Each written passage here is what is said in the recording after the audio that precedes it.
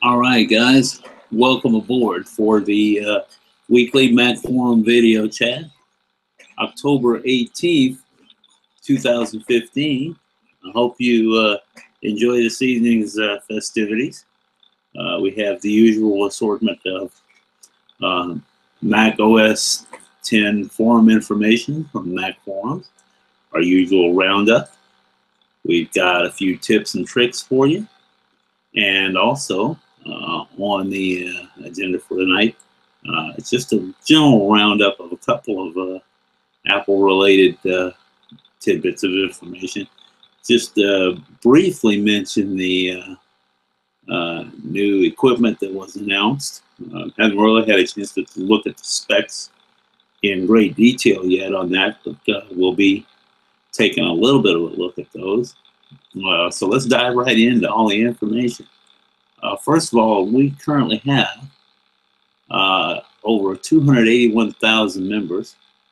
Our newest one is Supcumps, S-U-P-C-U-M-P-S.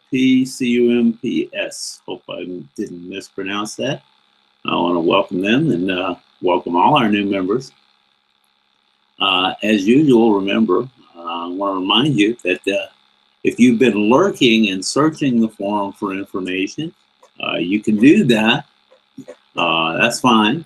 But anytime you need to ask a question, you need to sign up and become a member in order to ask a question.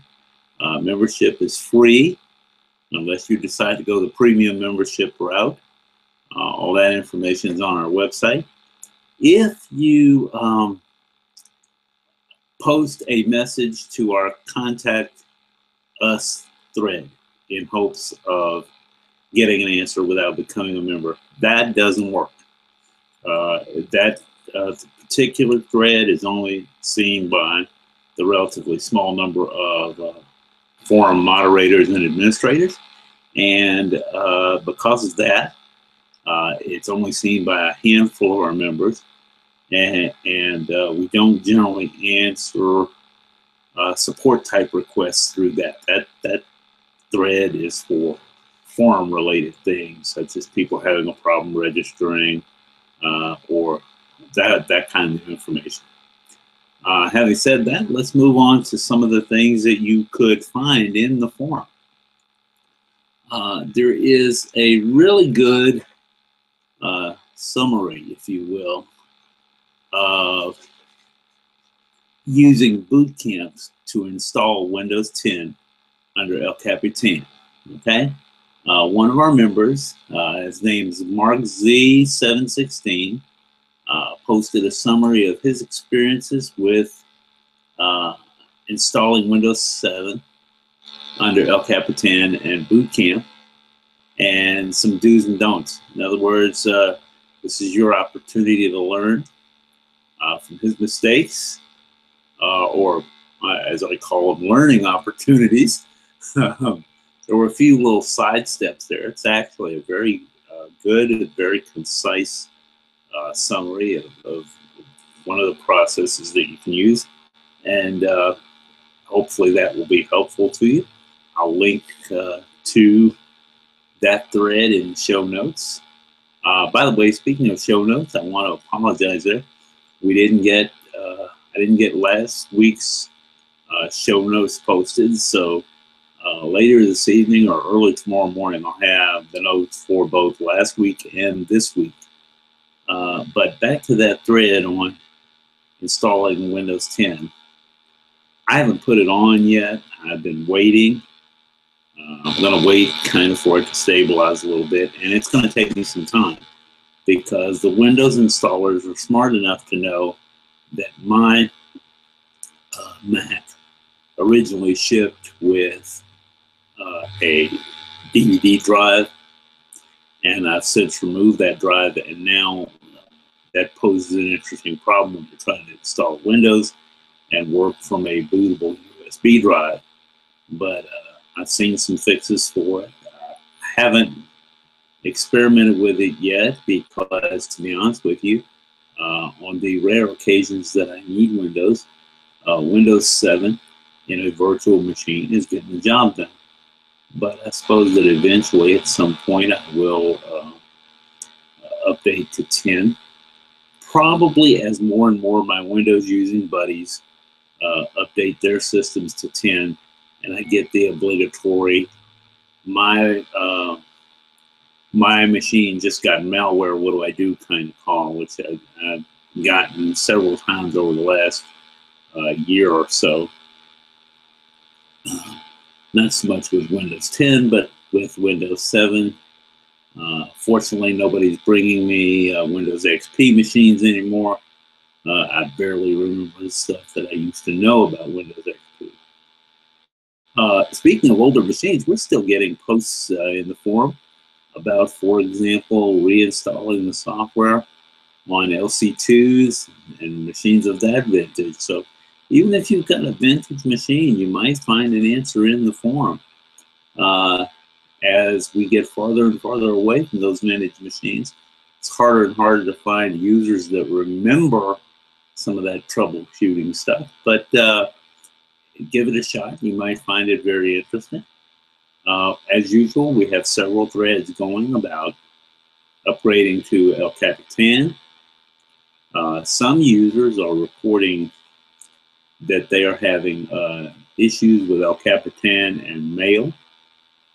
One fix which solves some of the problems is to delete your account from Mail.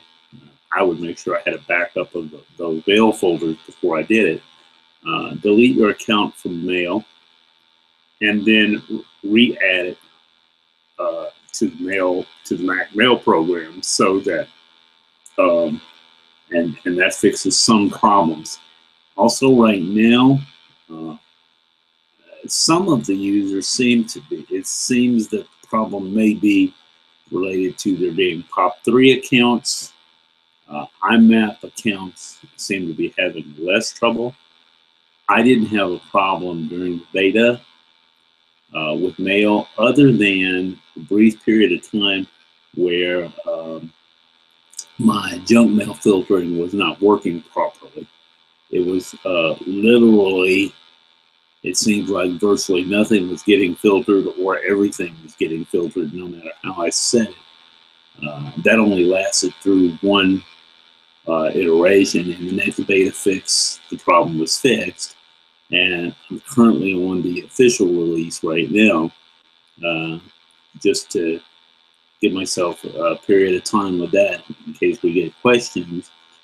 Before I go to when the next beta comes out, I'll probably be beta testing that.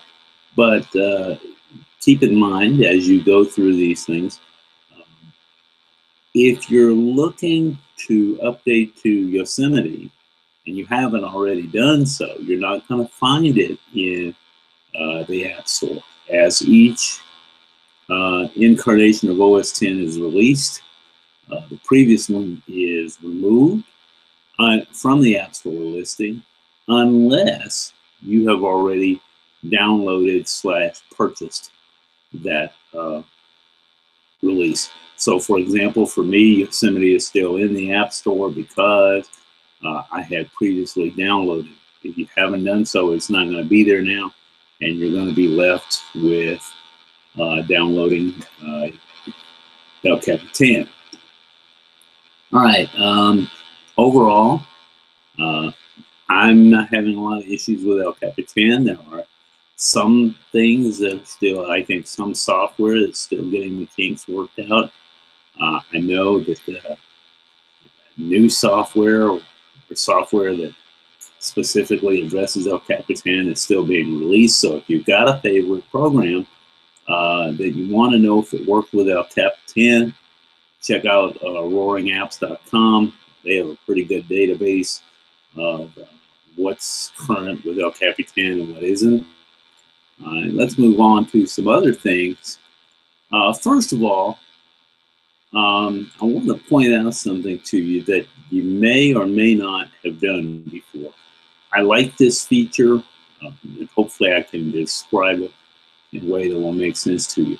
Several years ago, I wrote about the prospect of, at that time, before the newer incarnations of internet radio came into being in iTunes, iTunes had a list of hundreds, literally hundreds of internet radio stations that you could select and play. But going through the list, even though it was categorized, and finding your favorites, deciding this is a good one, that's a bad one, it's kind of a pain. It could be very time consuming. So what I did is to create a playlist that had shortcuts to my favorites. When I found a station that I liked, I added it to this playlist. You can still do that in iTunes 12. I experimented with it a little bit last night, and it still works.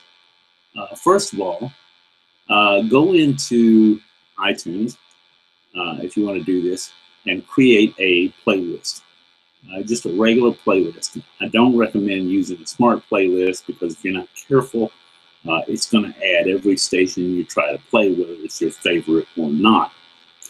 So what you want to do is go in, create a playlist, name it something that will give you a clue what it contains. Something like internet radio favorites or something like that. Right-click on that playlist and choose Edit Playlist. And then go to iTunes Sources. In other words, that's in the upper left corner of iTunes 12, where you see music, video, etc. If you don't have internet radio saved in your favorite list up there, click on the three dots, bring up the internet radio favorites, scroll through the list, the categories rather, and find a station that you like, drag it into your playlist. Because now by hitting Edit Playlist, what you have is a split screen there, basically, with the names of the stations on one side and your playlist on the other. Drag your station that you just found that you like into the playlist. And you can keep doing that. You can add multiple stations to the playlist. And then the next time you're ready to play, when you're finished, click Done. And once you're done with that, now the next time you go into iTunes, when you're in playlist mode, you can go to that playlist and select the station rather than having to scroll through all of the ones that are already built in. Hopefully you'll find that a little faster than some of the other ways of doing things. I'll keep you updated next week. I haven't tested this, mainly because I thought about it late last night, early this morning. Haven't had a chance to effectively test it. A while back, I had built an Apple script, or built out of Automator, an Automator applet that could launch iTunes and play a specific genre, or I suppose it could have been adapted to just about any content. I had several of these, one for country music, one for rock, one for blues. You get the idea. I'm going to test those, see if they work with iTunes 12. I haven't been using them recently, but if they work with iTunes 12, I'll let you know next week, and also have some information on how to build those so that they work. A couple of other things that have come up this week. This may be a short one this week for me. I'm sure there was a lot more stuff out there than I had time to look at, but a couple of things. The Cult of Mac gang has a little bit of an overview of the new 4K iMac. And as you know, they have one of their writers who writes for Cult of Android. And he usually gets into a back and forth with one of the Cult of Mac writers about the pros and cons of different hardware. And this is what they did with the new 4K iMac. And basically, it's a decent summary. It's kind of short, but decent summary. The principal criticisms for the 4K iMac are the use of 5400 RPM drive, and that if users opt for an SSD, which would make the machine considerably faster than 5400, that you should be getting more SSD capacity for the buck. The base configuration on that 4K iMac has 8 GB of RAM, if I remember correctly. One difference, it's the starting price on the 4K Mac base configuration is roughly $1,100 US versus about $1,800 for the 5K edition. Now, one of the things that makes up that difference is you have a few more configuration options, graphic options in particular, on that 5K Mac than you do on the 4K one. The 4K one starts with 8 GB of RAM, though, which is going to be sufficient for what a lot of people do. It is expandable. I believe one thing that I saw suggested the max was 16 GB, but I think I've seen something else where it's suggesting it's much more expandable than that. I can track it down for sure. I'll let you know on that. But even if you went with the 8 GB, El Capitan seems to run reasonably well on 8 GB, particularly if you're just doing general use, web surfing, email, a little bit of light graphic work, that kind of thing, Microsoft Word or Pages, Keynote, that kind of thing. I think you'll be okay with 8 GB. Some people obviously are going to need more, and if you can swing more in terms of your purchase price and your budget, that will certainly keep the machine functional for you for a longer period of time. Excuse me. All right. So that's just a general overview of that. As I start to look for more information, I'll have it for you in the coming weeks as I go through more and more stuff on those two models to kind of compare. A couple of other things caught my attention this week, including one of them that I'm kind of interested in, actually. Apple, and I know that this was announced before now. I just hadn't really been paying attention to what the differences were. If you have one of the Apple wireless keyboards, you know that the current incarnation that uses rechargeable batteries is actually, I believe, the second one. The first one used 3 rechargeables. The second one, I believe, is down to 2. And then now they have one that what it's doing is recharging. This new one is recharging through a lightning connector. In other words, you plug this lightning cable into it to charge. This is very similar to the idea that some third-party manufacturers have with using a USB cord with a micro USB connector to charge a keyboard. Now, I was looking at that keyboard last night, looking at the price point on it. It's selling for about $99 US. And I'm looking at that and thinking hard about it. I've got the Logitech Solar keyboard, and I've dropped it a couple of times, and I've got a couple of keys that aren't performing up to snuff. I super glued the equal and plus key back on, and it works, but it's kind of iffy. And I must say, one of the things that's got me thinking about the new Apple keyboard is this. Prior to the Logitech, I had one of the older Apple wireless keyboards, the one with the 3 batteries. And I had it for a long time. I got it shortly after it came out.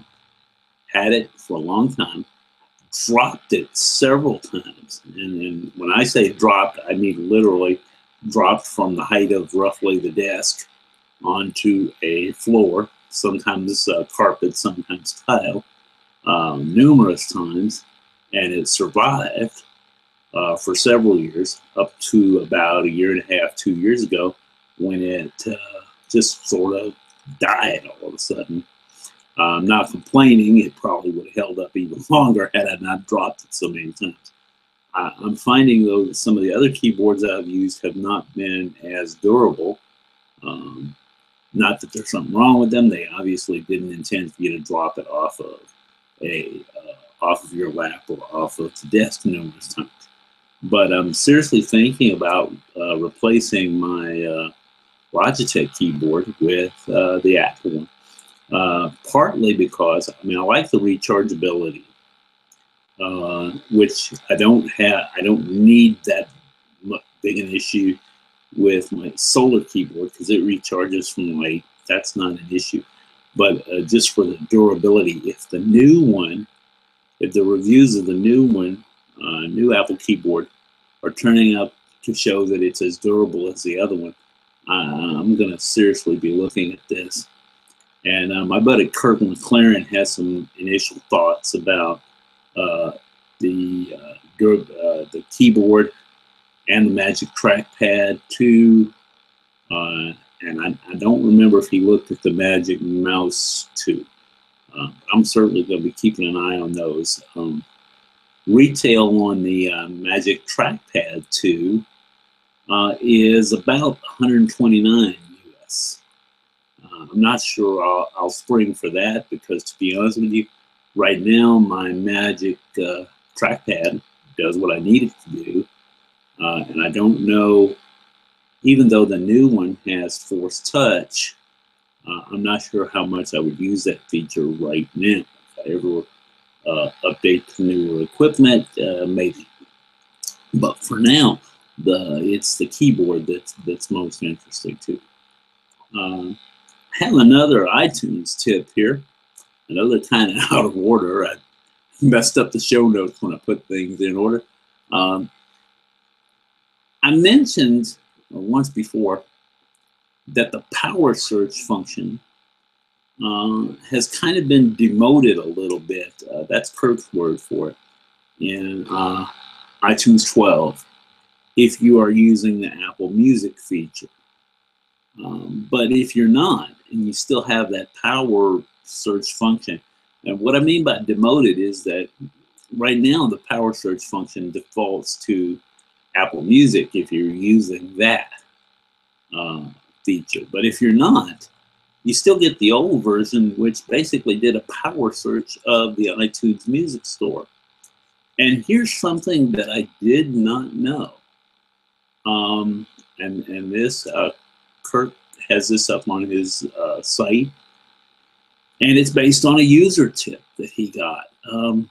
If you're using the power search feature, it's possible to search for alternate versions of a song. You know, let's say, for example, you want to search for All Along the Watchtower. And you know, or you have, say, one version of it. You know there are others, and you want to see who else performed that song. You can do that by doing a search. When you search for it, if you click on the arrow right next to the price of the song, in other words, do a search for the song, then click on the arrow right next to the price of the song, and you'll get several options, one of which is other versions. When you choose other versions, it pulls up other versions of that song that it knows about, other artists, or other versions by the same artist. If there are multiple versions by the same artist, those show up first in the list. So, for example, if you were looking at B.B. King's The Thrill Is Gone, it's going to first pull up versions of The Thrill Is Gone that feature B.B. King. And then below that would be other versions by other artists. So that's something to keep in mind. You can choose to preview these versions. The previews range from 30 to 90 seconds. And you can preview the other versions, including preview all. So that if you're having trouble deciding which version of a particular song you want, You can use that preview all feature to make sure that you find the one that you're looking for. As usual, the more I poke around in iTunes, the more I poke around on First Sight and other places, I'm finding that there's a lot of things hidden. Well, I wouldn't say hidden, but there's a lot of features in iTunes 12 that are kind of nice, but they're not exactly common knowledge, if you will. Some of the things that people thought were completely gone have been moved.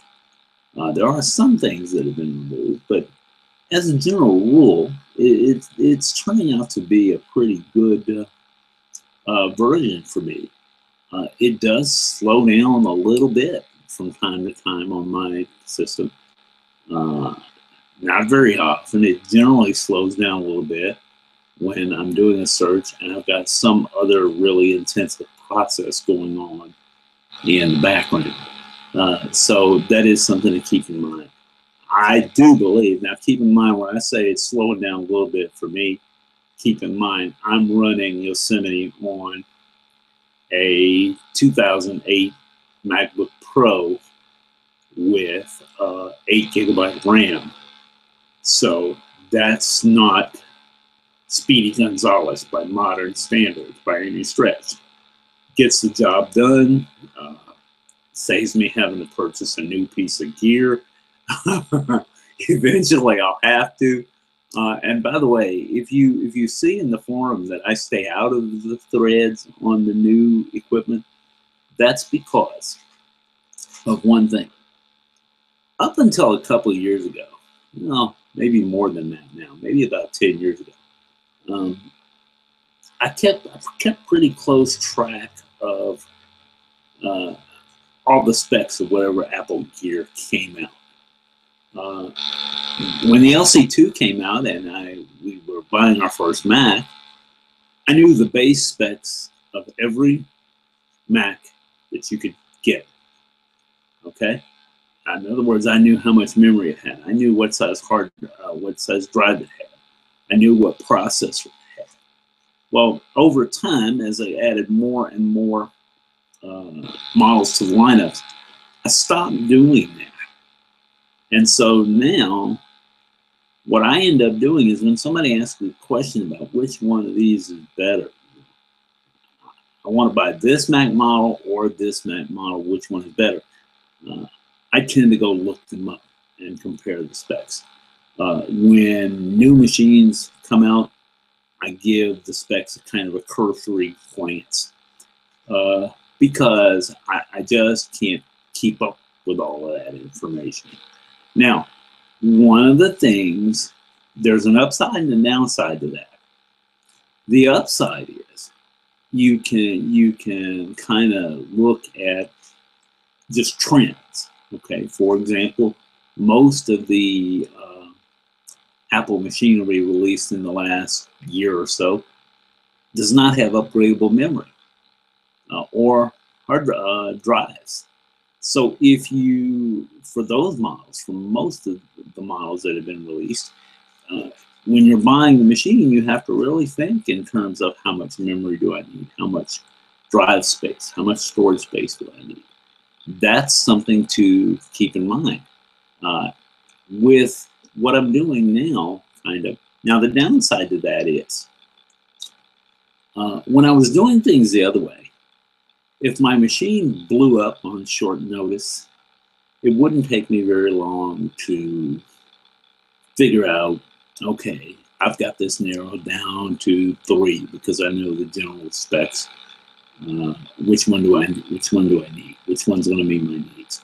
But now, because I'm not tracking that model by model on every model, it would take me a little bit longer probably to, to do. So I guess I can't pour a glass of water onto my MacBook and scream at the wife and say, time to buy a new Mac. Somehow I don't think that'll happen, but I have not threatened to place a glass of water on the shelf above the Mac and leave it on and see what happens. No, not advocating that by any stretch of the imagination, so don't come to me if you blow up your Mac trying that little experiment. But it is something that I've got. I bought this Mac in October or November of 2008, so it's got a little mileage on it. I actually have had very little problem out of it, other than things that were my own making, such as dropping 2 hard drives onto the floor and damaging them. That was not the Mac's fault. That was clumsiness on my part. I suppose I could blame the machinery. I mean, you know, but hey, that would be much nicer than admitting that I screwed up and left the battery latch off. You know what I mean. But that's neither here nor there. That couldn't possibly have caused the problem, now could it?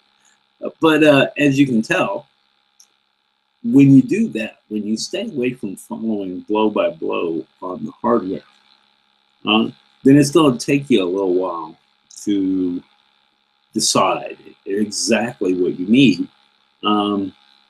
Right now, my big debate even goes down to, would I get an iMac or would I try to get a hold of one of the Mac Pros?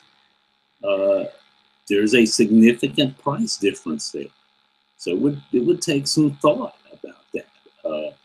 You know, everybody wants to have the newest, fastest, snazziest piece of machinery on the market, but realistically, the Mac Pro is overkill for a lot of people, probably for me included.